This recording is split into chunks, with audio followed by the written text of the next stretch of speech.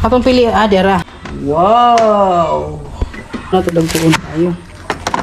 Sarap, sarap.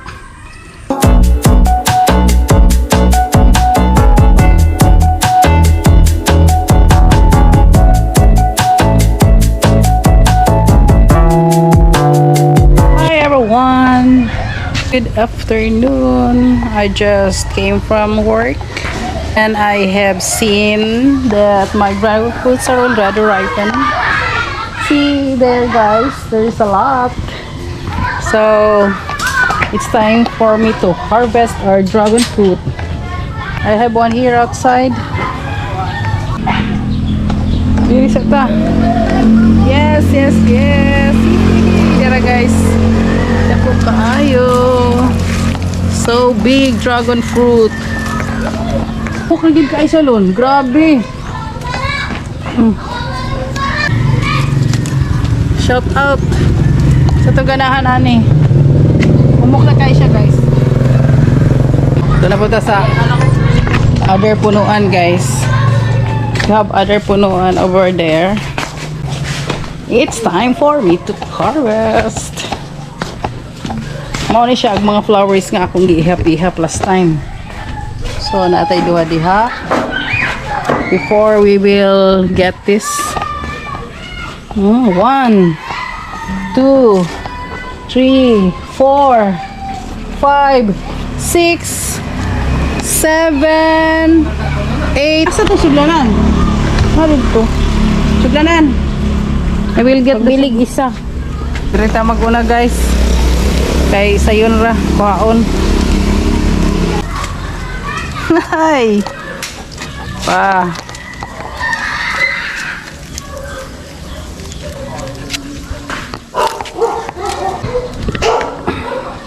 Kutsilyo ra gyud ang maayo gamiton.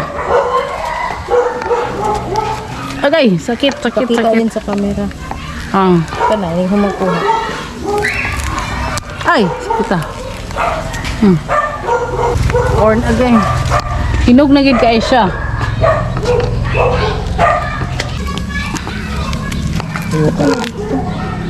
Lisod siya pagkuha. Siguro nilan. Pwede na gyud. Oh, pwede na oh. Kay kontra sa mahumok kaayo nga preheto akong ito.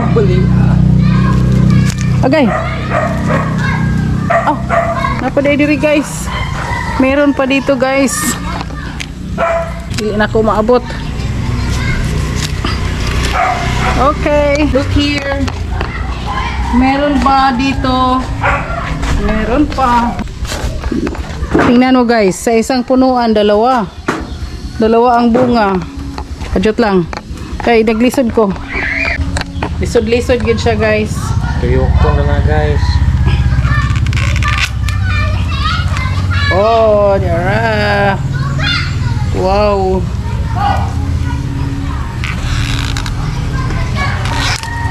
Oh, snara man day sayon kayo. Dako siya, dako.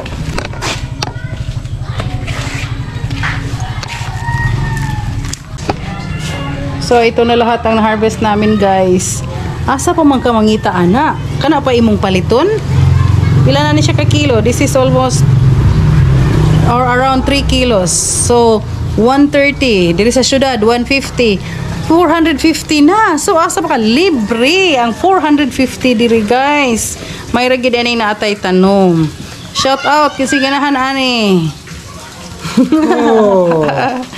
Okay, mag-slice na ta. Ay slice on kaya to ang itimo. Itimo. So unsa ko na itimo guys. I-snack. Oy, dessert. Paano, just simply slicing. Wala na daghang mga unsa-unsa pa diha nga isagol nga tamis na din kay siya. Because dragon fruit is sweet. Tamis na siya. So, di na kinahanglan nga butang-butangan pa og sugar, I mean milk. Butangan og ice. Salad na siya. So, ari na tayo guys sa kusina. Let's slice the dragon fruit. Ay, napili na ako ganihang hinog kayo. So, we will slice katong pinakahinog. We will choose sino. Then pinakadako man to. Atong pili adera. Kini siya guys. Oh, humok na gid kay siya. So kini atong unhon. Ako mo may manghugas og kamot. Di na ako hugasan ng kay gikan nag-ulan. Okay na ni siya. Wow! Wow, so red. Ila po na ito dagpuon tayo.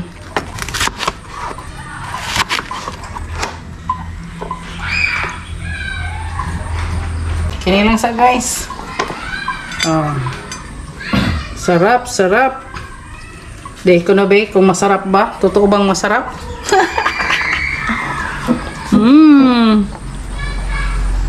Tamis kayo.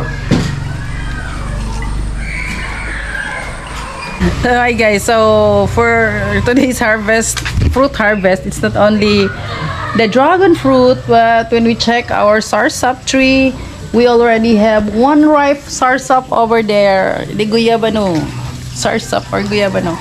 So let's go and get that one, guys. Let's go hit. Cut guys. Hoy, ako mag-go-hit. Ala, dili ko kaabot ani. Layo kayo. Guys, dili man ako kaya mo kat-kat. Si Paddy lalay kat-kat.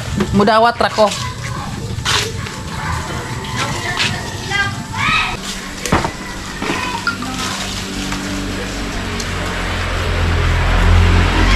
So, this is it. Guys, malaki. So, this can be made into guyabano shake. Pila na ni ka servings ngayon guyabano shake. Na? Pila na halinon ani. And one serve is already 65 pesos katong isa ka glass. Yung taas nga glass. So, libre na po. Laghang libre. Grasya. Blessing from mga fruits nga tanom namo di sa balay. So, let's go inside. Slice this one. And if I already have, I can make an ice. Then, we'll make this into a sana kanang say tawag good shake shake di ay sorry, they will make it into a shake. Sakto ra gid kayang kahinog ko dili siya lata. Sakto gid nga humuko di ari nga side oh. Ano oh diri duula po kada sa kunong so diri na afford me gamayng punuan sa lanzones, and we have here few hinog, few ripe lanzones. Flashlighted. Hit-hit na. Kamo po siyang i-harvest? Pilihan lang guys kay nangaliki na ang hinog. Anak, tibuok ka na hurot.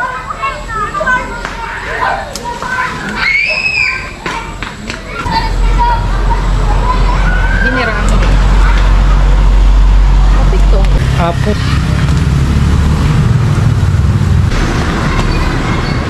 Masakit kay mo na tukso taas. We only have very few left, right? Yeah. Pugay mga hinog dito.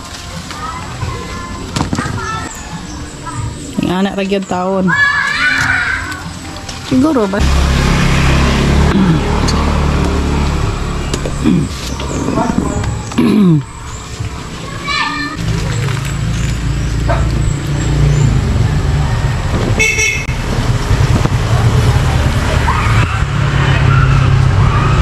Parang naadig na ko diha dili pa na. Mapudag ko kayo. Adira. Adira oh. Diara. Ups. Sana si mong tuhod. Oh. Siya tanan guys. So, kini guys, ikatulo na namo ning kuha diha. Third harvest. Last Sunday, daghan kay among nakuha, mga basta ubay-ubay gid siya, around 8 to 10 kilos, something like that.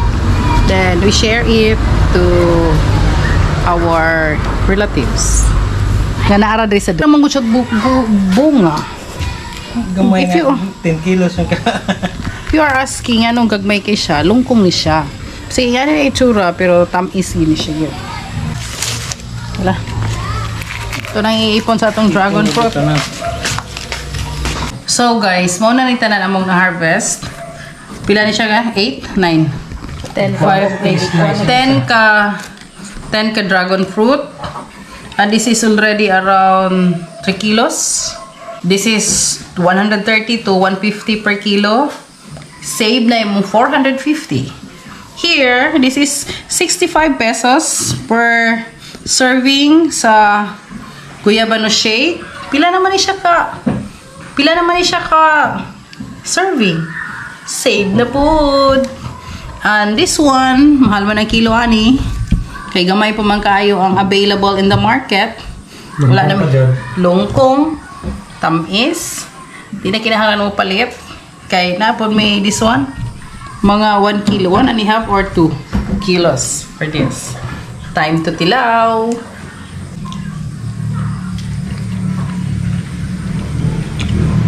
Tamis kayo siya, guys. Tamis kayo siya. So, mas maayo rin na atay mga tanom. Na atay tanom. Kay palibre naman ta. Karon, I will be staying in the house. So, kami rin magkaunani karon. Pasensya na, guys. Dalan na muna ako. Next, ngayon nga, magsige na ako ato lahan. Sige na tagkita, dalan ta mo. Or, susunod, hapit na manghinog mo ang bayabas. Bayabas na siguro. So, that ends our video today. Thank you for watching and let's enjoy eating. Bye! So, ito na po ang aking ingredients sa paggawa ng shake. As simple as that lang. Staring out the window, reaching for a North Star, waiting just to wake up from this nightmare where you could be right back in my arms, dancing to the limbo, stuck here in the middle. You tell me that it's simple, but I could paint 1,000 different pictures of what is wrong. But if we turn the clocks back a couple dials, we should throw them out, because time ain't ours, oh, but you feel